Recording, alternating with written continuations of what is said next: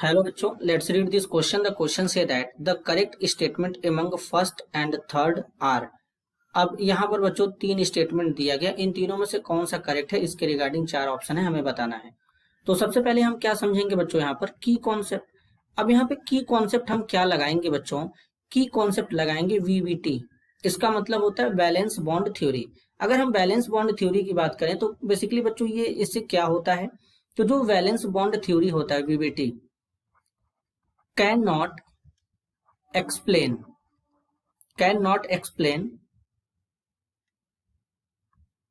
balance bond theory cannot explain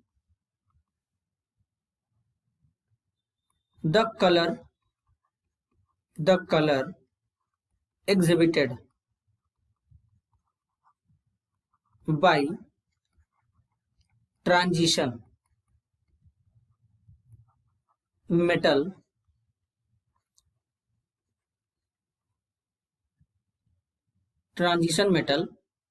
complexes.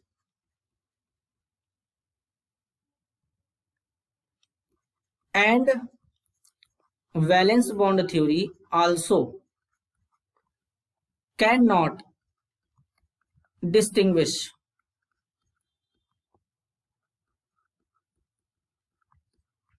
between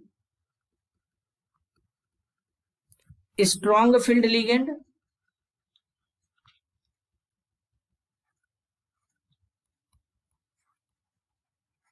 and weak filled ligand.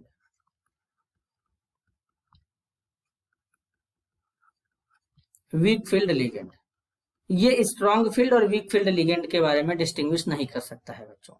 Way actual में जो strong field ligand और weak field ligand का concept था बच्चों, वो किसका था, वो था क्रिस्टल फील्ड थ्योरी का। तो इसलिए यहाँ पर अगर हम बात करें, पहला जो स्टेटमेंट है, the valence bond theory can not explain the colour exhibited by transition metal complex, ये सही है।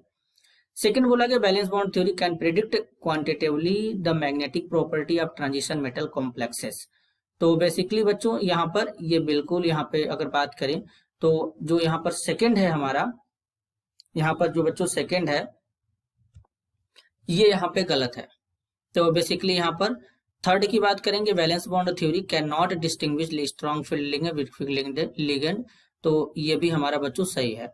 बैलेंस बॉन्ड थ्योरी जो है बच्चों, ये मैग्नेटिक प्रॉपर्टी जो है ट्रांजिशन मेटल कॉम्प्लेक्स का, इसको भी ठीक से एक्सप्लेन नहीं कर पाता है, क्योंकि वहां पे इलेक्ट्रॉन पेयर अनपेयर का कॉन्सेप्ट चलने लगता है। तो यहाँ पर केवल दो स्टेटमेंट सही है, पहला और तीसरा। तो फाइनल आंसर यहाँ पे क्या होगा, option C 1 and 3 only. This is your answer. I hope you understood it well. All the best.